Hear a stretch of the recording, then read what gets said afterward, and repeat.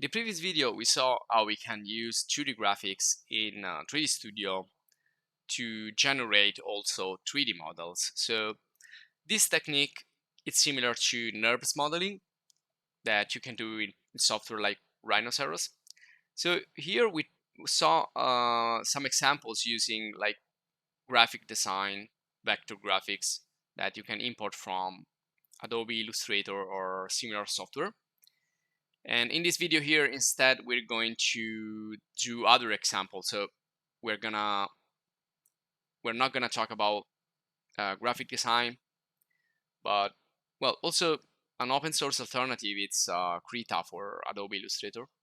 In this video, we're gonna talk more about architecture, interior design, industrial design. So you can import file from Autocad, which is for 2D graphics, vector graphics, but more for like engineering and architecture. So this is for architects, but not only. If you're interested, you can also create like buildings of many different kinds. So AutoCAD means computer aided design. And again, an open source alternative to AutoCAD, it's LibreCAD. You will find all these video courses in our channel or lessons or video guides. But if you also have questions or you want to give suggestions, you are free to type them in the comments section underneath the video. So also you can create CAD and 2D with Rhinoceros. Rhinos, again, this is a NURBS modeling software. So you can create NURBS solids, but you're gonna always start with 2D shapes or 2D lines, and then you're gonna proceed. Now for architecture, if you're interested in architecture, you can give a look also to Sketchup, which is a really simple software, and Revit, which is BIM, which is for building information modeling. So it's not only a 3D modeling tool, but it's also to manage the whole architecture process. And from Revit, you can also export in FBX, DWG, and you can import 3D and also 2D plans and views here in 3D Studio Max or other software. So you can always work with more than one software. And again, if you need assistance, if you want to make some specific questions for your project, contact us and we will try to help you. So you can see here, I have created a lot of DXF and DWG files from Revit, from SketchUp, from AutoCAD, from Rhino.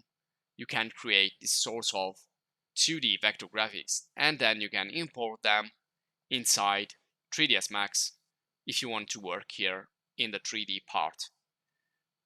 So Revit develops the 2D and the 3D simultaneously, and SketchUp it's mainly for 3D, but again you can use this also to create 2D.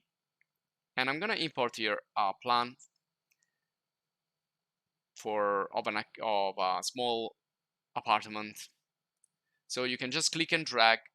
You can either import on link file. Now when you import, you're gonna embed the vector graphics in the project. When you're gonna do link, that means that they're gonna be linked.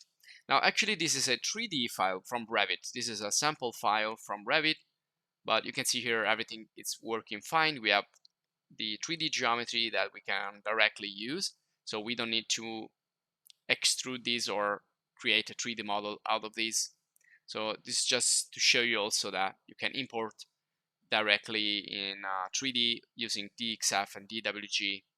But I want to show you here starting from the basics. So I'm gonna use a plan view, and it's gonna be now again from Revit, but it could be also from CAD, and it's gonna be 2D.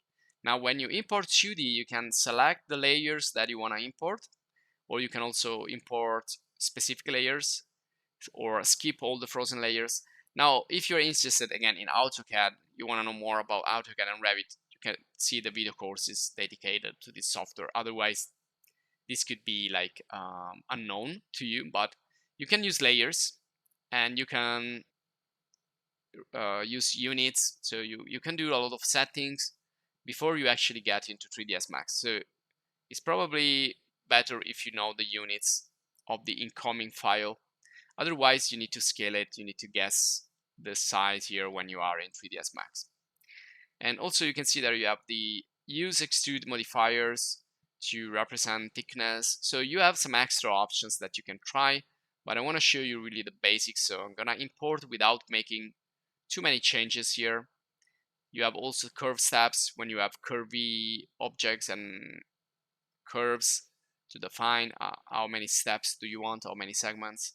And you can also include lights and other stuff if you are importing more complex scene. Now this is the exact same scene that we saw before, but this is like the 2D version. Just to show you that, again, you can import 3D or 2D CAD, and then you can work with both of them. And again, this is from Revit sample. And these are all the different parts in the left side. You can see that I can access and manage each single element of this scene.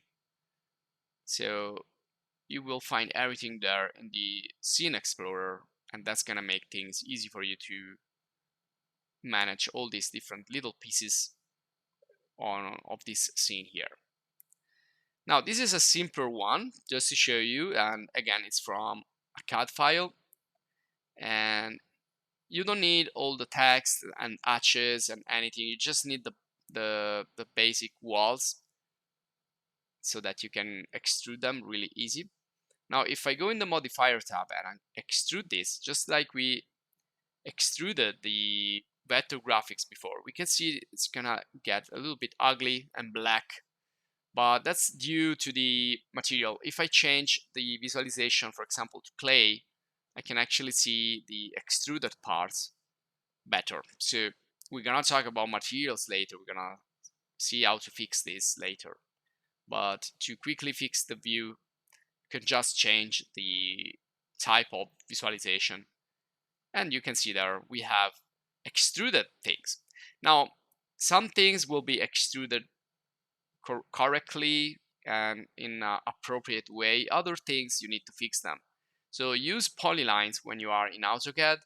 Use closed shapes as we saw before, so they're gonna generate closed solids. If you import open shapes, if you import strange vector graphics, they're gonna behave strangely when you extrude them in 3D. So you need to work clean, you need to work professional. If you don't know how to do it, if you're interested, check the AutoCAD video course where everything is explained good in a really specific way. Now you can try to weld nearby vertices, so you can try to weld. You have also other editing tools that can help you solve the problems also here in 3ds Max, but the bottom line is that the better you work on the software that you're coming from, the 2D software that you're using, the less things you need to do here. Now this is a more professional work made with AutoCAD 2D, and you can see that everything again is divided into really specific layers, and every layer has a particular color, and you can now extrude not everything at once, but you can extrude different layers at different height. So well, it's gonna be more specific, it's gonna be more professional. So I'm gonna extrude the wall first, and also I have the exact measures. So this is 3-meter wall. Now some wall you can see is gonna be hollow inside, it's gonna be empty, and that's because that's not an exact closed shape. So it's gonna be extruded like a surface. Now if you need to do like an interior render, you don't really care that the top and the bottom there are missing. So you can see there, even if I cap start and cap the end, it's not gonna close them because again we don't have a closed geometry. So that's an issue if you need to render the